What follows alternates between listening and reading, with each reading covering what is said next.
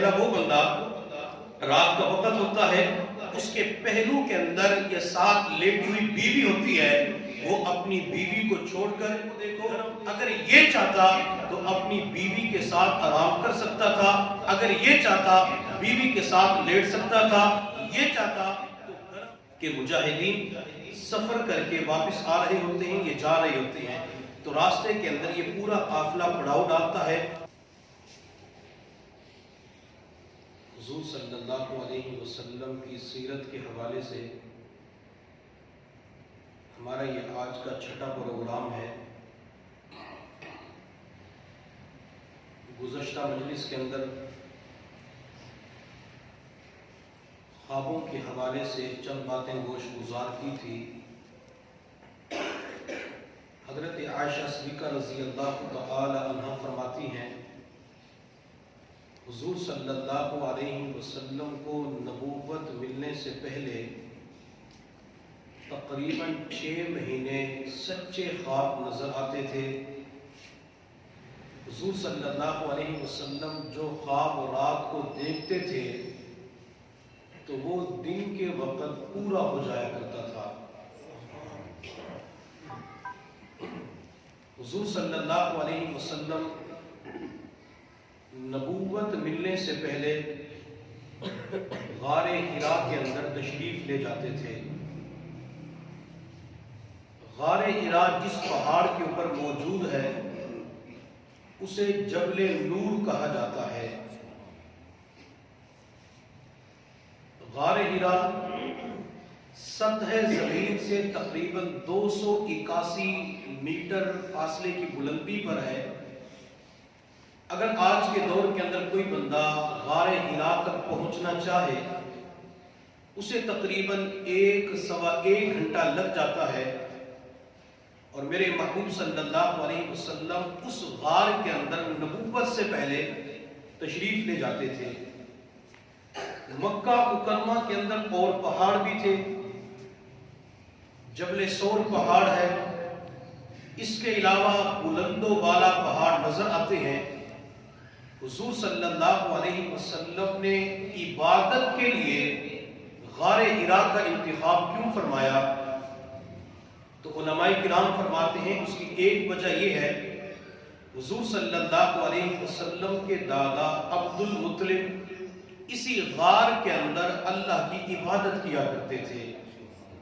اور دوسری وجہ یہ ہے کہ جب انسان غار حرا پر موجود ہوتا ہے اور وہاں سے جب بیت اللہ کی طرف نظر ڈالتا ہے تو انسان کو غار حرا سے بیت اللہ نظر آ جاتا ہے۔ حضور صلی اللہ علیہ وسلم کچھ وقت غار کے اندر گزارتے تھے۔ اب غار کے اندر جگہ کتنی ہے؟ 2 بندے وہاں پہ اللہ کی عبادت کر سکتے ہیں، 2 سے زائد افراد اس غار حرا کے اندر نہیں بیٹھ سکتے۔ تو نبی علیہ السلام اس غار سے نکل کر پہاڑ کی بلندی کے اوپر کھڑے ہوتے تو آپ کی نظر بیت اللہ کے اوپر پڑتی تھی، نبی علیہ السلام کا دل خوش ہو جاتا تھا۔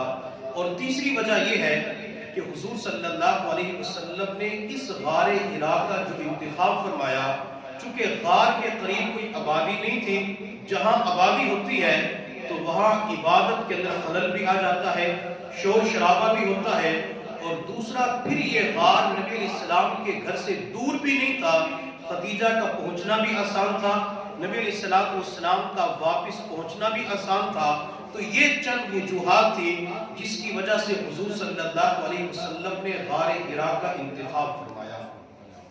غار حرا کے اندر حضور صلی اللہ علیہ وسلم کیا کرتے تھے؟ قرآن تو ابھی نازل نہیں ہوا تھا، نماز بھی ابھی فرض نہیں ہوئی تھی، تو نبی علیہ السلام وہاں پہ کون سا ذکر کرتے تھے، وہاں کون سی عبادت کیا کرتے تھے؟ تو علماء کرام فرماتے ہیں حضور صلی اللہ علیہ وسلم غار حرا کے اندر تفکر کیا کرتے تھے، یعنی اس کائنات کے اندر غور و فکر کیا کرتے تھے۔ حضور صلی اللہ علیہ وسلم غار کے اندر بیٹھ کر اپنے رب سے لو لگا کر اس کائنات کی چیزوں کے اندر غور و فکر فرماتے۔ اسی وجہ سے آج کے دور کے اندر مشائخ اپنے مریدین سے فرماتے ہیں کہ تم بھی کچھ دیر کے لیے خلوت اختیار کر لیا کرو، جس طرح حضور صلی اللہ علیہ وسلم نے نبوت ملنے سے قبل اللہ کی طرف سے انوارات کے اترنے سے پہلے آپ نے خلوت اختیار فرمائی۔ اگر آج کے دور کے اندر کوئی بندہ ذکر کے لیے، مراقبے کے لیے خلوت اختیار کرتا ہے، وہ چند منٹ کے لیے تنہائی کے اندر بیٹھ کے رب کو یاد کرتا ہے، تو یہ خلوت کے اندر بیٹھنا مستقل سنت ہے، اور پھر خلوت کے اندر بیٹھ کے رب کو یاد کرنا، کائنات کی چیزوں کے اندر غور و فکر کرنا، یہ میرے محبوب کی علیحدہ سنت ہے۔ اور ہم اپنے مشائخ کو دیکھتے ہیں، اپنے اکابرین کو دیکھتے ہیں کہ مشائخ ذکر کے لیے خلوت کو اختیار کیا کرتے تھے، اور میرے اللہ نے قرآن میں فرمایا وَاذْكُرِ اسْمَ رَبِّكَ وَتَبَتَّلْ إِلَيْهِ تَبْتِيلًا، کہ اپنے رب کے نام کو یاد کریں اور تبتل اختیار کریں۔ تبتل خلوت کو کہا جاتا ہے کہ مخلوق سے کٹ جاؤ اور اللہ سے جڑ جاؤ۔ جیسے آپ نے مساجد کے اندر عبارت دیکھی ہوگی کہ خالق سے رابطہ شروع، مخلوق سے رابطہ ختم۔ تو خلوت انسان اس لیے اختیار کرتا ہے تاکہ انسان کو یکسوئی مل سکے، اور خلوت کے اندر بیٹھ کر یکسوئی کے ساتھ، دل جمی کے ساتھ وہ اپنے رب کو یاد کر سکے، اپنے رب کا ذکر کر سکے۔ اور یہ خلوت جہاں اللہ کے نبی کو پسند تھی، خلوت میرے اللہ کو بھی پسند ہے۔ میرے محبوب صلی اللہ علیہ وسلم نے ارشاد فرمایا، اللہ رب العزت دو بندوں کے اوپر فخر فرماتے ہیں، فرشتوں کے سامنے خوشی کا اظہار کرتے ہیں۔ پہلا وہ بندہ، رات کا وقت ہوتا ہے، اس کے پہلو کے اندر یہ ساتھ لیٹی ہوئی بیوی ہوتی ہے، وہ اپنی بیوی کو چھوڑ کر گرم بستر کو سائڈ پہ رکھتے ہوئے ٹھنڈے پانی سے وضو کر کے عبادت کے لیے رات کے آخری پہر مصلی کے اوپر اللہ کے سامنے کھڑا ہو جاتا ہے، تو اللہ تعالیٰ فرشتوں کے سامنے فخر فرماتے ہیں، میرے اس بندے کو دیکھو، اگر یہ چاہتا تو اپنی بیوی کے ساتھ آرام کر سکتا تھا، اگر یہ چاہتا بیوی کے ساتھ لیٹ سکتا تھا، یہ چاہتا تو گرم بستر کو پسند کر لیتا، لیکن میری محبت نے اسے مصلی کے اوپر کھڑا ہونے پہ مجبور کر دیا۔ تو اللہ تعالیٰ اس بندے کا فرشتوں کے سامنے تذکرہ فرماتے ہیں اور فرشتوں کے سامنے فخر بھی فرماتے ہیں۔ دوسرا بندہ، میرے محبوب صلی اللہ علیہ وسلم نے ارشاد فرمایا کہ مجاہدین سفر کر کے واپس آ رہے ہوتے ہیں، یہ جا رہے ہوتے ہیں، تو راستے کے اندر یہ پورا قافلہ پڑاؤ ڈالتا ہے، پورا قافلہ آرام کرنے کے لیے چلا جاتا ہے، سو جاتا ہے۔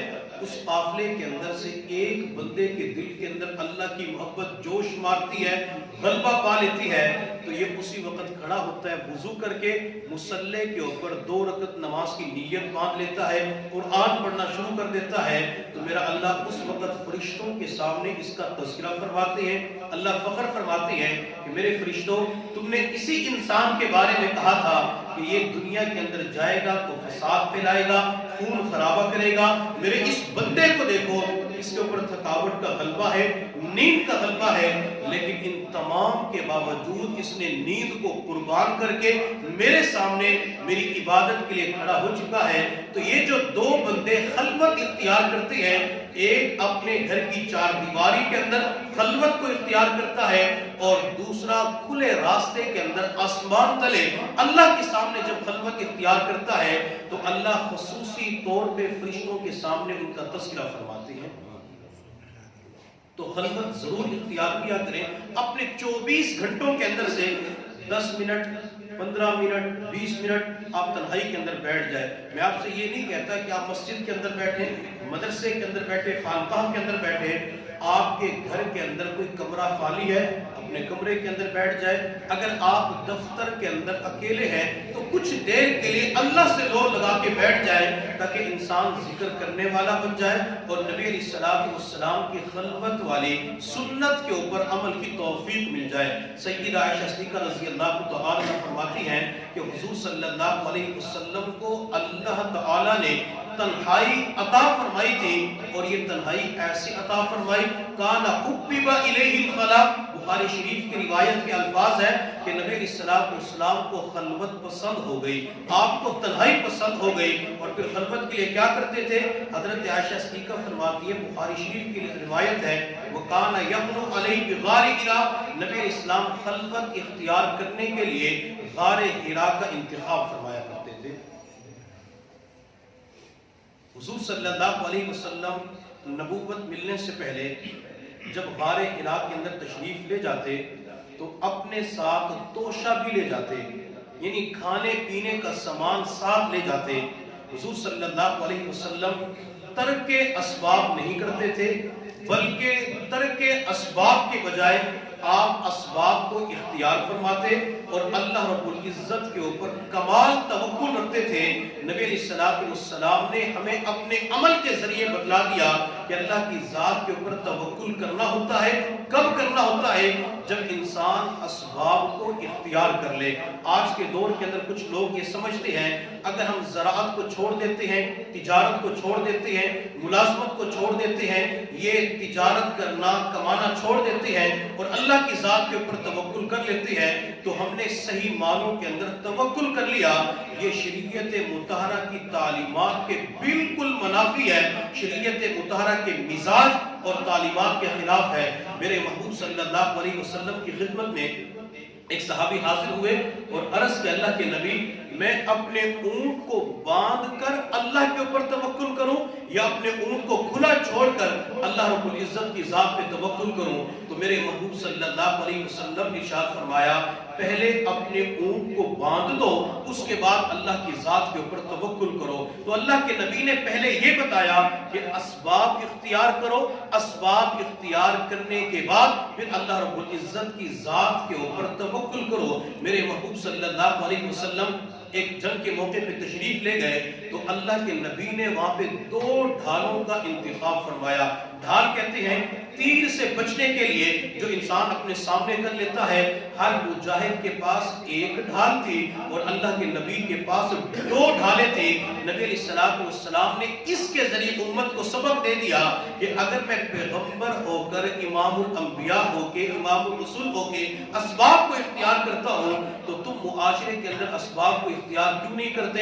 اس لیے انسان دنیا کے اندر اسباب بھی اختیار کرے اور اسباب اختیار کرنے کے بعد اللہ کی ذات کے اوپر توکل کرے۔ اب جیسے سردی کا موسم ہے، اب بندہ کہتے ہیں جسم کی حفاظت کرنا تو اللہ کا کام ہے، بیماریوں سے بچانا تو اللہ کا کام ہے، بیماریوں کو دور کرنا تو اللہ کا کام ہے۔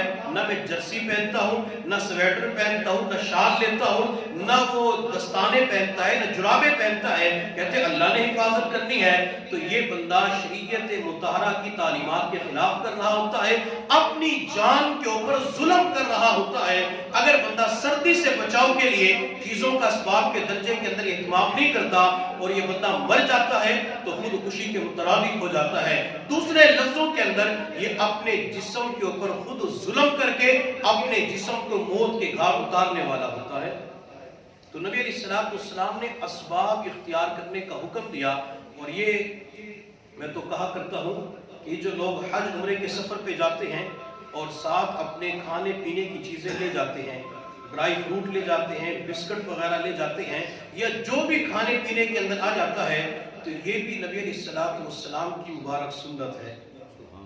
میرے محبوب عبادت کرنے کے لیے جب غار حرا کے اندر جاتے تھے تو کھانے پینے کا سامان ساتھ لے جاتے تھے۔ حج عمرے کے سفر پہ کیوں جاتے ہیں؟ اللہ کی عبادت کرنے کے لیے، وہاں پہ طواف کرنے کے لیے، نمازیں پڑھنے کے لیے، ذکر و اذکار کرنے کے لیے۔ تو اپنے ساتھ اگر کھانے پینے کا سامان لے جاتے ہیں تو یہ توکل کے خلاف نہیں ہے، بلکہ اس سامان کو ساتھ لے جانے پر اللہ تعالیٰ کی طرف سے بندے کو مستقل اجر ملتا ہے۔ میرے محبوب صلی اللہ علیہ وسلم کے پاس جب غار حرا کے اندر کھانے پینے کا سامان ختم ہو جاتا تو آپ علیہ السلام وہاں سے خدیجہ کے پاس تشریف لے جاتے اور کھانے پینے کا سامان آپ ساتھ لے جاتے تھے۔ اور بعض جگہوں پہ آتا ہے کہ حضرت خدیجہ رضی اللہ تعالی عنہا اندازہ لگا لیتی تھی کہ میرے خامن جو کھانے پینے کا سامان لے جا چکے ہیں اتنے دنوں کے بعد ختم ہو جائے گا، تو حضرت خدیجہ خود کھانا پہنچایا کرتی تھی۔ حضرت خدیجہ رضی اللہ تعالی عنہا نے اپنا سب کچھ اپنے خامن کے اوپر قربان کر دیا۔ خدیجہ نے اپنے خامن کے ساتھ جو محبت کی ہے پوری تاریخ انسانیت کے اندر اس محبت کی نظیر اور مثال نہیں ملتی۔ خدیجہ مکہ مکرمہ کی سب سے بڑی مالدار عورت تھی جس کی تجارت کے ڈنکے شام کے اندر بھی مشہور تھے۔ مکہ مکرمہ کی سب سے بڑی مالدار تاجرہ خاتون تھی۔ خدیجہ نے سب کچھ پیغمبر کے اوپر قربان کیا. خدیجہ رضی اللہ تعالی عنہ مکے کی بڑی مالدار عورت ہو کے بھی اپنے خاوند کو کھانا پہنچانے کے لیے غار حرا کے اندر جایا کرتی تھی. آج کے دور کے اندر بعض مرتبہ مردوں کے لیے چڑھنا مشکل ہو جاتا ہے، اور آج کل تو سیڑھیاں بھی بنی ہوئی ہیں. اس زمانے کے اندر تو سیڑھیاں بھی نہیں تھی. یہ عورت ذات ہو کے اپنے خاوند کی کتنی خدمت کیا کرتی تھی. اور اگر آج خاوند بیوی سے کہتا ہے یہ کام کر لو خدا کام کر لو، کہتے میرے پاس وقت نہیں ہوتا.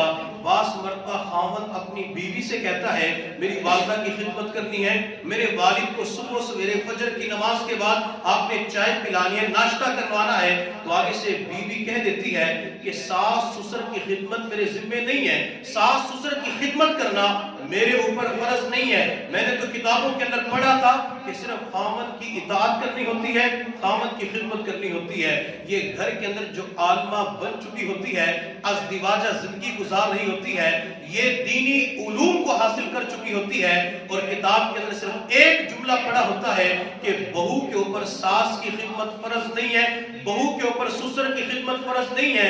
یہ لڑکی، یہ عالمہ پڑھی لکھی اس وقت بھول جاتی ہے کہ اللہ کی بندی اگر تیرے اوپر ساس اور سسر کی خدمت فرض نہیں ہے، خاوند کی اطاعت تو فرض ہے. تجھے تو خاوند نے کہا ہے کہ میری والدہ کو چائے پلا دینا، تجھے تو خاوند نے کہا ہے کہ میرے والد کو آپ نے ناشتہ کروانا ہے. اگر آپ خاوند کی بات نہیں مانتی اور اس کے والدین کو چائے نہیں پلاتی تو اپنے خاوند کی نافرمانی کا ارتکاب کرنے والی بن جاتی ہے.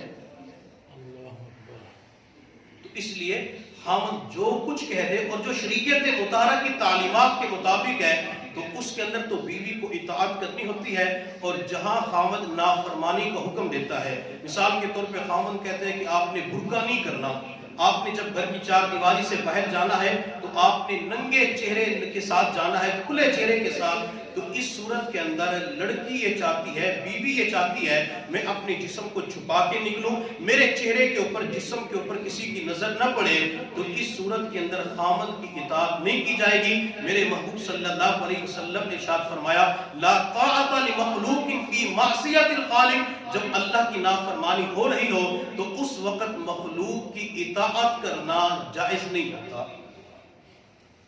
تو حضرت خدیجہ رضی اللہ تعالی عنہ اپنے خاوند کو کھانے پینے کا سامان پہنچایا کرتی تھی. اور بخاری شریف کے اندر آتا ہے حضور صلی اللہ علیہ وسلم غار حرا کے اندر اس وقت تک اللہ تعالیٰ کی عبادت کرتے جب تک نبی علیہ الصلوۃ والسلام کو اہل و عیال کی طرف اشتیاق نہ ہوتا، جب تک آپ کو گھر والوں کی طرف رغبت نہ ہوتی تو نبی علیہ الصلوۃ والسلام غار حرا کے اندر قیام فرمایا کرتے تھے. حدیث کے اس چھوٹے سے جملے کے اوپر غور کرنا، خاص کر ازدواجی زندگی گزارنے والے شادی شدہ حضرات، اپنی طرف سے بات نہیں کر رہا، بخاری شریف کی بالکل ابتدائی جو روایات ہیں ان روایات کا چھوٹا سا ٹکڑا ہے کہ نبی علیہ الصلوۃ والسلام کو جب تک اپنی بیوی کی طرف، گھر والوں کی طرف رغبت نہیں ہوتی تھی اس وقت تک اللہ کی عبادت کرتے. اور جب آپ کا دل چاہتا کہ بیوی کے پاس جاؤں، آپ کا دل چاہتا کہ گھر والوں کے پاس جاؤں تو نبی علیہ الصلوۃ والسلام پھر غار حرا سے اپنی بیوی خدیجہ کے پاس تشریف لے آتے تھے. اور یہی وجہ ہے میرے محبوب صلی اللہ علیہ وسلم نے ارشاد فرمایا اگر کسی مرد کی نظر کسی غیر محرم عورت کے اوپر پڑتی ہے تو اس کی جنسی خواہشات کا تقاضا ہوتا ہے کہ میں اپنی خواہشات کو پورا کروں. اب یہ بندہ اس لڑکی کو دیکھ لیتا ہے، وہاں سے یہ اپنے گھر آتا ہے اور اپنے گھر کے اندر بیوی سے آ کے ملاقات کرے.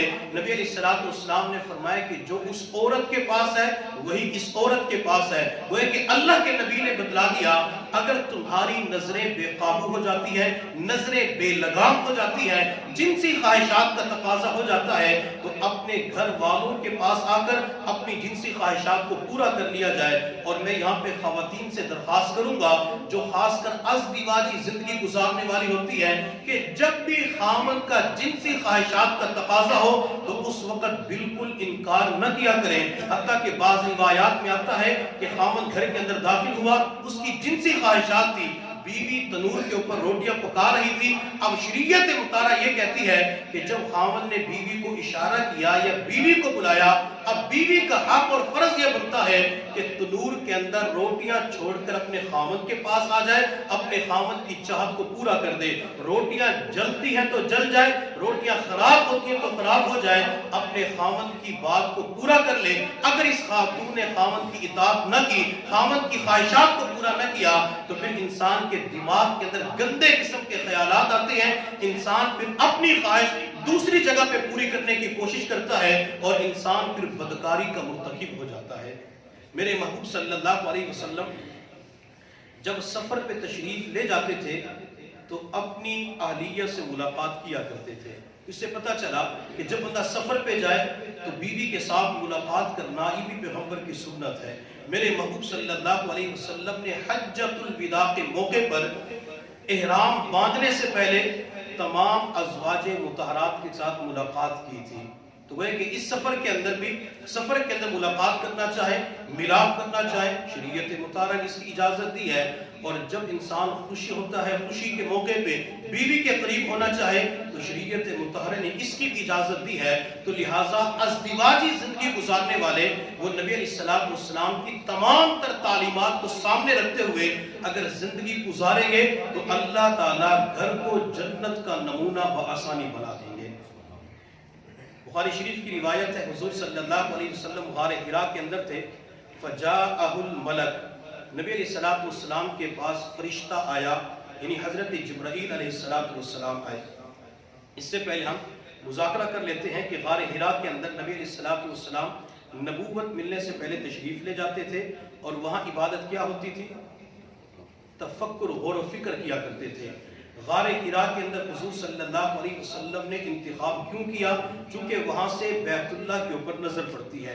हुजूर सल्लल्लाहु अलैहि वसल्लम गार हिरा तशरीफ ले जाते थे तो अपने साथ खाने पीने का सामान भी ले जाते थे। तो अगर कोई बंदा हज उम्रे के सफर पे ये खाने पीने का सामान साथ ले जाना चाहे, तवक्कुल के खिलाफ है, तवक्कुल के खिलाफ नहीं है। जब अल्लाह के नबी गार हिरा के अंदर खुद अपने घर का खाने पीने का सामान ले जाते थे तो हज उम्रे के सफर के ऊपर खाने पीने का सामान साथ ले जाना नबी अलैहिस्सलाम की मुबारक सुन्नत है।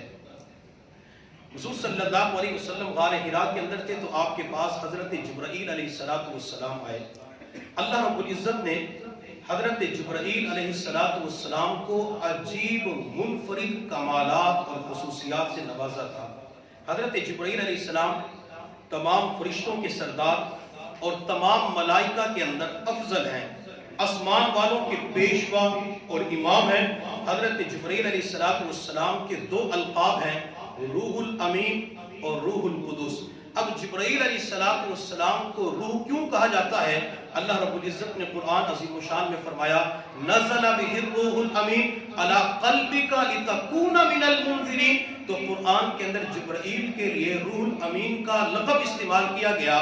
तो अल्लामा इब्ने जोज़ी रहमतुल्लाह अलैह फरमाते हैं कि जिब्राईल अलैहिस्सलाम चूंकि अल्लाह की तरफ से ऐसा कलाम और बयान लेके आती है जिससे अंबिया की रूहें खुश हो जाया करती थी, तो इस वजह से उनको रूह कहा जाता है। और जब मेरा अल्लाह कोई हुक्म नाजिल फरमाते हैं तो आसमान वालों के ऊपर गशी छा जाती है। सबसे पहले आसमान वालों के अंदर, फरिश्तों के अंदर जो अफाका होता है वो हजरत जिब्राईल अलैहिस्सलाम को अफाका होता है। तो अल्लाह ताला जिब्राईल से फरमाते हैं कि ये हुक्म ले जाओ, तो अल्लाह ताला सबसे पहले जो हुक्म देते हैं वो जिब्राईल अलैहिस्सलाम को देते हैं। चुनांचे एक हदीस के अंदर हुजूर सल्लल्लाहु अलैहि वसल्लम ने फरमाया कि जब अल्लाह ताला किसी बंदे से मोहब्बत फरमाते हैं तो जिब्राईल से फरमाते हैं कि जिब्राईल मैं फलां बंदे से मोहब्बत करता हूँ, आसमान वालों के अंदर ऐलान कर दो कि अल्लाह फलां बंदे से मोहब्बत करते हैं, लिहाजा तुम आसमान वालों उससे मोहब्बत करो। चुनांचे जो मशाइख औलियाउल्लाह होते हैं दुनिया वाले भी उनसे मोहब्बत करते हैं, दुनिया वाले उनके दीवाने नजर आते हैं, उनके मस्ताने नजर आते हैं, और आसमान के फरिश्ते भी उनके साथ मोहब्बत करते हैं। बास मर्तबा इंसान की जिंदगी के अंदर उनकी कदर और कीमत का पता नहीं होता, बल्कि जाने के बाद पता चलता है कि कितना नेक बंदा था। इसलिए हमारे मशाइख उलमाए किराम फरमाते हैं कि हमारी कदर और कीमत का अंदाजा आपको हमारे जनाजे बताएंगे। تو حضرت جبرائیل علیہ السلام انبیاء کے پاس اللہ کا پیغام لے کے آتے تھے، اور جبرائیل علیہ السلام حضور صلی اللہ علیہ وسلم کے پاس تقریباً 24,000 مرتبہ اللہ کا پیغام لے کے آئے۔ اور نبی علیہ السلام کو جبرائیل کا آنا اتنا اچھا لگتا تھا، اتنا انتظار ہوتا تھا کہ نبی علیہ السلام بار بار آسمان کی طرف دیکھتے تھے کہ جبرائیل کب اللہ کا پیغام لے کے آئیں گے۔ اور میرے اللہ جب نبی علیہ السلام کو دیکھتے کہ آپ چہرہ آسمان کی طرف اٹھا چکے ہیں، تو اللہ میرے محبوب کے چہرے کو دیکھ کر مسکرایا کرتے تھے۔ اللہ بھی بار بار والضحیٰ والے چہرے کو دیکھتے تھے، وہ اس چہرے کو دیکھتے تھے جس چہرے کو دیکھ کر لوگ کلمہ پڑھنے پہ مجبور ہو جاتے تھے۔ اس چہرے کو بھی اللہ دیکھتے تھے جس چہرے کی وجہ سے حضرات صحابہ کرام نے اپنا سب کچھ پیغمبر کے اوپر قربان کر دیا۔ حضرت جبرائیل علیہ السلام کو میرے اللہ نے جو سرعت یعنی تیزی عطا فرمائی تھی، وہ اللہ نے کمال کی عطا فرمائی تھی۔ زمین سے آسمان تک جو فاصلہ ہے یہ ہزاروں میل اور سالوں کا فاصلہ ہے، لیکن جبرائیل علیہ السلام زمین کے اوپر فوراً پہنچتے ہیں۔ چنانچہ ایک مرتبہ حضور صلی اللہ علیہ وسلم نے اپنی مبارک ران حضرت زید بن ثابت کی ران کے اوپر یوں رکھی ہوئی تھی۔ جبرائیل علیہ السلام اللہ کا پیغام لے کے آئے، وحی لے کے آئے، نبی علیہ السلام کے اوپر وحی نازل ہوئی، جبرائیل وحی پہنچا کر واپس چلے گئے۔ اللہ نے جبرائیل سے فرمایا کہ دوبارہ جاؤ اور یہ وحی لے کے جاؤ۔ جبرائیل اسی وقت نبی علیہ السلام کی خدمت میں حاضر ہوئے، اور اللہ کے نبی نے زید بن ثابت کی ران سے اپنی ران کو ہٹایا بھی نہیں تھا۔ تو اتنی تیزی کے ساتھ جبرائیل علیہ السلام دنیا کے اندر پہنچتے ہیں۔ علامہ صفاوی رحمۃ اللہ علیہ فرماتے ہیں کہ جبرائیل علیہ السلام کو اللہ نے جو تیزی عطا فرمائی ہے، وہ پلک جھپکنے سے بھی پہلے زمین کے اوپر آ جاتے ہیں اور اسی لمحے واپس چلے جاتے ہیں۔ یعنی جتنی دیر انسان کو پلک جھپکنے کے اندر لگتی ہے، جبرائیل آسمان سے زمین پر پہنچ کے واپس بھی چلے جاتے ہیں۔ حضرت سلیمان علیہ السلام نے ایک مرتبہ جب ہدہد نے آ کے بتلایا کہ میں نے ایک عورت کو دیکھا جس کا بہت بڑا تخت بھی ہے اور اس کا نام ملکہ بلقیس ہے، تو سلیمان علیہ السلام نے کہا کہ ہے کوئی تم میں سے ایسا بندہ جو ملکہ بلقیس کا تخت لے آئے، حالانکہ وہ سینکڑوں میل دور پڑا ہوا تھا۔ حضرت سلیمان علیہ السلام نے جب لوگوں سے پوچھا تو کچھ جن وغیرہ کہنے لگے ہم آدھے دن کے اندر لے آتے ہیں، کوئی کہنے لگا 1 منٹ کے اندر لے آتا ہوں۔ آصف برقیہ جس کے پاس اسم اعظم کا علم تھا کہنے لگا اللہ کے نبی قبل ان یرتد الیک طرفک، میں پلک جھپکنے سے پہلے تخت آپ کے سامنے پیش کر دیتا ہوں۔ چنانچہ آصف برقیہ نے پلک جھپکنے سے پہلے وہ ملکہ بلقیس کا تخت آپ کے سامنے پیش کر دیا۔ تو حضرت سلیمان علیہ السلام نے فرمایا ھذا من فضل ربی، یہ میرے رب کا فضل ہے۔ تو گئے کہ سلیمان علیہ السلام نے کمال کو اپنی طرف منسوب نہیں کیا کہ میرا کمال ہے، میری خوبی ہے، بلکہ اس کمال کو اللہ کی طرف منسوب کر دیا کہ یہ کمال میرے اللہ کا ہے جس نے پلک جھپکنے سے پہلے تخت میری آنکھوں کے سامنے رکھ دیا۔ تو جبرائیل علیہ السلام کو اللہ نے اتنی تیزی عطا فرمائی ہے، اور جب غزوہ احد کے موقع پہ میرے محبوب صلی اللہ علیہ وسلم کے مبارک دندان شہید ہوئے، آپ کے منہ مبارک سے خون نکلا، خون کا قطرہ جب زمین کی طرف گرنے کے قریب ہوا تو میرے اللہ نے فرمایا جبرائیل جلدی کر دنیا میں جا اور میرے محبوب کے جسم عطر سے مبارک منہ سے نکلنے والے خون کے قطرات کو اپنے نورانی پروں کے اوپر لے لو۔ اگر میرے محبوب کا ایک قطرہ زمین کے اوپر گر گیا تو قیامت تک کے لیے گھاس نہیں ہو سکتی۔ حضرت جبرائیل السلام آسمانوں کے اوپر تھے، پیغمبر کے مبارک منہ سے خون نکل چکا تھا، جبرائیل اسی وقت پہنچے اور پیغمبر کے مبارک خون کو اپنے پروں کے اوپر لے لیا۔ تو اتنی تیزی اللہ نے جبرائیل السلام کو عطا فرمائی ہے۔ حضرت جبرائیل علیہ السلام کو میرے اللہ نے مختلف شکلیں عطا فرمائی ہے۔ اب ان کی کیفیت کیا ہوتی تھی اللہ رب العزت کو اس کا صحیح علم ہے۔ ہمیں جو کتابوں کے اندر ملتا ہے وہ یہ کہ حضرت جبرائیل علیہ السلام جب بھی انسانی شکل کے اندر نبی علیہ السلام کے پاس تشریف لاتے تو اکثر دہیہ کلبی رضی اللہ تعالیٰ عنہ کی شکل میں آپ تشریف لاتے تھے۔ حضرت دہیہ کلبی رضی اللہ تعالیٰ عنہ کے بارے میں حضرت مولانا سلیم اللہ خان صاحب رحمۃ اللہ علیہ نے کشف الباری کے اندر لکھا ہے کہ یہ صحابہ کرام کے اندر انتہائی خوبصورت تھے، حتیٰ کہ جب یہ مدینہ کی گلیوں سے گزرتے تھے تو خواتین ان کو دیکھتی تھی کہ کتنا خوبصورت نوجوان جا رہا ہے، حتیٰ کہ حضرت دہیہ کلبی رضی اللہ تعالیٰ عنہ اپنے آپ کو خواتین سے بچانے کے لیے جب گھر سے باہر نکلتے تھے تو اپنے چہرے کو کپڑے کے ساتھ چھپا لیا کرتے تھے، نقاب کیا کرتے تھے۔ تو اللہ نے اتنا حسن و جمال دہیہ کلبی کو عطا فرمایا، تو جبرائیل جب بھی تشریف لاتے تو دہیہ کلبی کی صورت کے اندر نبی علیہ السلام کی خدمت کے اندر حاضر ہوتے۔ ایک مرتبہ حضرت جبرائیل علیہ السلام نے اللہ کے نبی سے وعدہ کیا کہ اللہ کے نبی میں فلاں وقت میں آپ کے پاس آؤں گا۔ حضور صلی اللہ علیہ وسلم انتظار کرتے رہے، حتیٰ کہ وقت آیا لیکن جبرائیل نہ پہنچے۔ تو میرے محبوب صلی اللہ علیہ وسلم بڑے پریشان ہو گئے کہ جبرائیل نے تو مجھ سے وعدہ کیا تھا کہ فلاں وقت پہ آؤں گا، جبرائیل نہیں آئے۔ حضور صلی اللہ علیہ وسلم اپنے گھر سے باہر تشریف لے گئے تو دروازے کے پاس جبرائیل کھڑے ہوئے تھے۔ میرے محبوب صلی اللہ علیہ وسلم نے فرمایا کہ جبرائیل اندر کیوں نہیں آئے؟ تو حضرت جبرائیل علیہ السلام نے عرض کیا اللہ کے نبی، جس گھر کے اندر کتا یا تصویر ہوتی ہے ہم اس گھر کے اندر داخل نہیں ہوتے۔ چونکہ نبی علیہ السلام کے حجرے کے اندر کتے کا چھوٹا سا بچہ ایک چارپائی کے نیچے چھپ کے بیٹھا ہوا تھا، تو حضرت جبرائیل نے کہا کہ اس کی وجہ سے ہم رحمتوں والے فرشتے گھر کے اندر داخل نہیں ہوتے۔ اور آج کے دور کے اندر ہم لوگوں کو دیکھتے ہیں، لوگ شوقیہ طور پہ کتوں کو پالتے ہیں، کتے کے چھوٹے چھوٹے بچوں کو لے کے آتے ہیں، کہتے ہیں یہ غیر ملکی بچہ ہے تو اس کا یہ فائدہ ہوتا ہے، یہ پیشاب بھی فلاں جگہ پہ جا کے کرتا ہے، کمرے کے اندر نہیں کرتا، یہ کسی کو کاٹتا بھی نہیں ہے، اپنی جگہ پہ جا کے بیٹھ جاتا ہے۔ اگر انسان شوقیہ طور پہ کتے پالتا ہے تو میرے محبوب صلی اللہ علیہ وسلم نے ارشاد فرمایا اس کے نام اعمال سے روزانہ ہزاروں نیکیاں ختم کر دی جاتی ہیں۔ جیسے مثال کے طور پہ موبائل ہوتا ہے، اب موبائل کے اندر ایک ڈیلیٹ کا آپشن ہوتا ہے، ہم اس کے اوپر کلک کرتے ہیں تو سینکڑوں میسیج ختم ہو جاتے ہیں، سینکڑوں ویڈیوز ختم ہو جاتی ہیں۔ ایک کلک کرنے کی وجہ سے پورے موبائل کا ڈیٹا ختم ہو جاتا ہے۔ اگر ایک ڈیلیٹ کا کلک کرنے کی وجہ سے ساری چیزیں ختم ہو جاتی ہیں تو اس کتے کو کلک کرنے کی وجہ سے، گھر میں رکھنے کی وجہ سے اللہ تعالیٰ بندے کی ہزاروں نیکیوں کو ختم فرما دیتے ہیں۔ اس لیے اگر کتا کس نے رکھنا ہے تو گھر کی حفاظت کے لیے کتے کو رکھا جا سکتا ہے، کھیتی باڑی کی حفاظت کے لیے کتے کو رکھا جا سکتا ہے، شکار کے لیے کتے کو رکھا جا سکتا ہے۔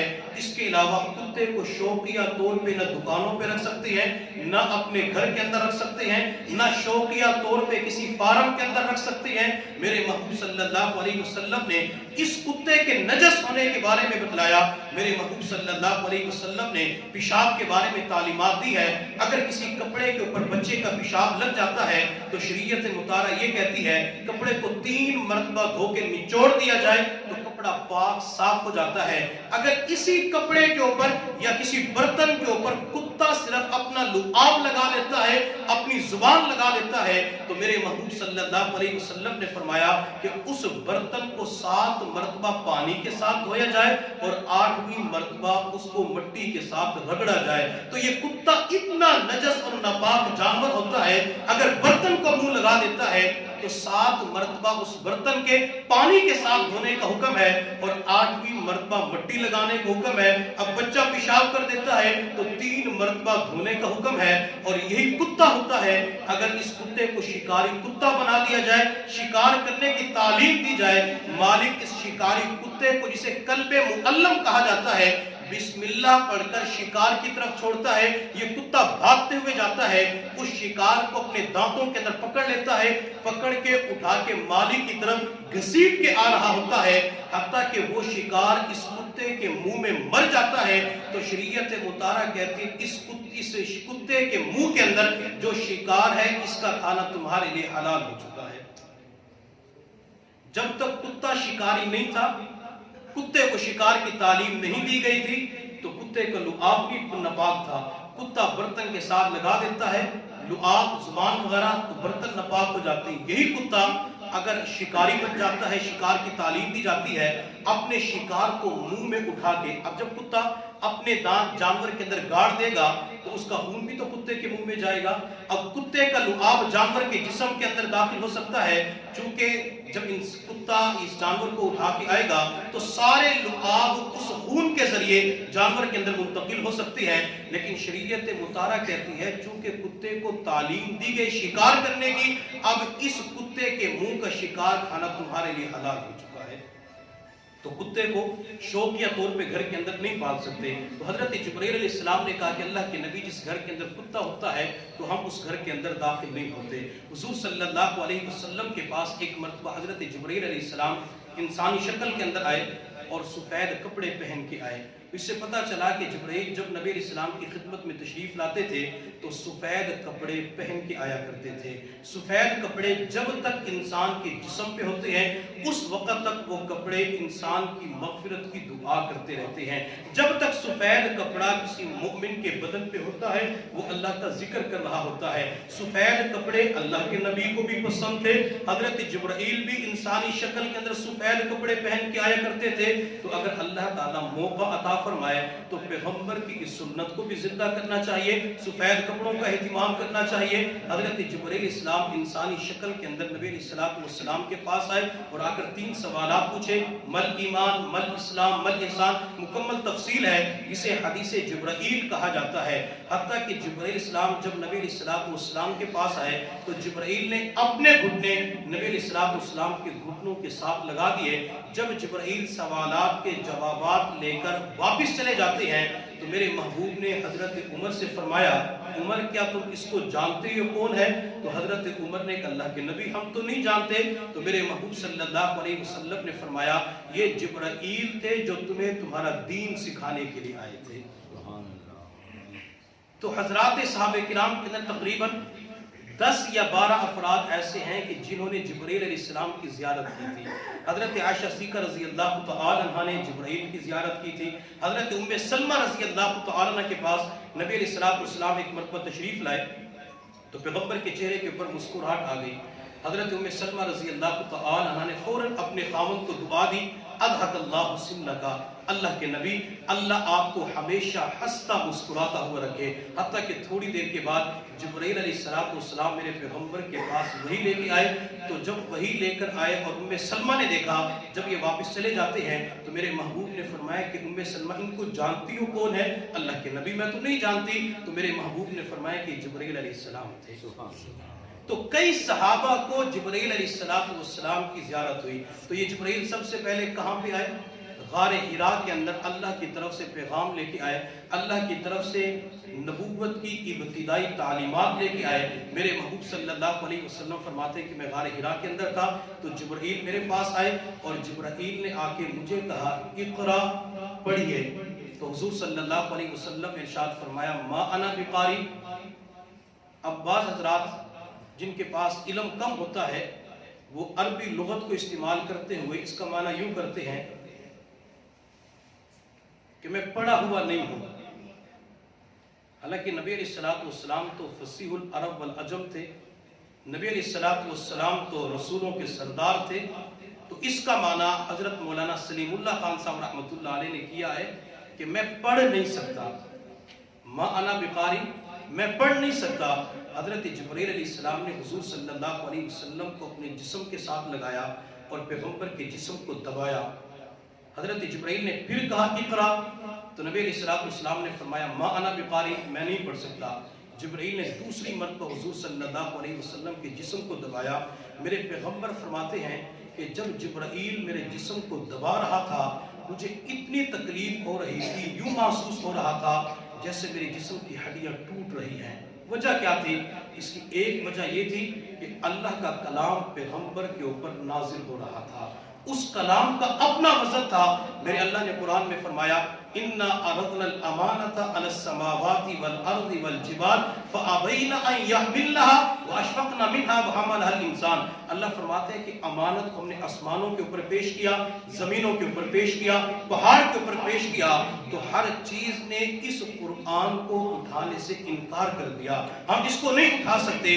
وَحَمَلَهَا الْإِنسَانُ، انسان نے اس قرآن کا بوجھ اٹھا لیا، حتیٰ کہ میرے پیغمبر کے اوپر جب وحی نازل ہوتی تھی تو نبی علیہ السلام کو اس وحی کی وجہ سے اتنی تکلیف بعض مرتبہ ہوتی تھی کہ میرے محبوب کی مبارک پیشانی کے اوپر پسینہ آ جاتا تھا، جیسے انسان کی رگیں ہوتی ہیں، اگر رگ کے اوپر بلیڈ مارا جائے تو جس تیزی کے ساتھ خون نکلتا ہے۔ حضرت عائشہ صدیقہ رضی اللہ تعالیٰ عنہ فرماتی، بخاری شریف کی روایت ہے کہ نبی علیہ السلام کے اوپر جب وحی نازل ہوتی تھی تو تیزی کے ساتھ خون نکلنے کی وجہ کے ساتھ نبی علیہ السلام کی مبارک پیشانی سے یوں پسینہ چھوٹ رہا ہوتا تھا، قطرے بار بار گر رہے ہوتے تھے۔ نبی علیہ السلام کو اتنی باس مرتبہ تکلیف ہوتی تھی، اب نبی علیہ السلام کو پسینہ کیوں آتا تھا؟ حضرت عائشہ صدیقہ رضی اللہ تعالیٰ عنہ فرماتی ہے کہ میں نے حضور صلی اللہ علیہ وسلم کو سردی کے زمانے میں وہی نازل ہوتے وقت دیکھا کہ آپ کی مبارک پیشانی سے پسینہ چھوٹ رہا ہوتا تھا۔ اب نبی علیہ السلام کو سردی کے زمانے کے اندر پسینہ آتا تھا، اس کی بہترین وجہ علامہ شاہ ولی اللہ محدث دہلوی رحمۃ اللہ لکھی ہے، فرماتے ہیں کہ اللہ کی طرف سے جو کلام نازل ہو رہا ہے وہ ایک نور ہے، اور جو فرشتہ اس کلام کو لانے والا ہے وہ بھی ایک نور ہے، اور جس قلب اطہر کے اوپر یہ قرآن نازل ہونا ہے وہ بھی ایک نور ہے، بلکہ پیغمبر کا پورا باطن انواروں سے بھرا ہوا ہے، نور بنا ہوا ہے۔ جب یہ تین انوارات لقاء ہوتے ہیں، تین انوارات جمع ہوتے ہیں تو پھر حدت پیدا ہو جاتی ہے، اس حدت سے حرارت پیدا ہوتی ہے، جب حرارت پیدا ہوتی ہے تو بعض دفعہ انسان کو پسینے آ جاتے ہیں۔ تو نبی علیہ السلام کو سردی کے زمانے کے اندر بھی اتنا شدید پسینہ آ جاتا تھا۔ یہ تو میرے محبوب صلی اللہ علیہ وسلم کا کمال تھا جو وحی کی شدت کو برداشت کر لیتے تھے۔ ایک صحابی رضی اللہ تعالیٰ عنہ فرماتے ہیں کہ نبی علیہ السلام کی ران میری ران کے اوپر یوں رکھی ہوئی تھی، نبی علیہ السلام کے اوپر وحی نازل ہوئی، وحی کی شدت اور تکلیف بوجھ اتنا تھا مجھے اپنی ران ٹوٹتے ہوئے محسوس ہوئی، حالانکہ وہی پیغمبر کے اوپر نازل ہو رہی ہے لیکن نبی علیہ السلام کی صرف ران رکھی ہوئی تھی۔ وہ صحابی فرماتے مجھے یوں لگ رہا تھا کہ میری ران ابھی ٹوٹ جائے گی، میری ران جسم سے جدا ہو جائے گی۔ نبی علیہ السلام کے پاس تو جبرائیل تقریباً 24,000 مرتبہ اللہ کی طرف سے پیغام لے کے آئے، اور قرآن کے اندر تقریباً 6,666 آیات یہ 23 سال کے عرصے کے اندر نازل ہوئے۔ تو نبی علیہ السلام نے تمام تر تکالیف کو بوجھ کو برداشت کر لیا۔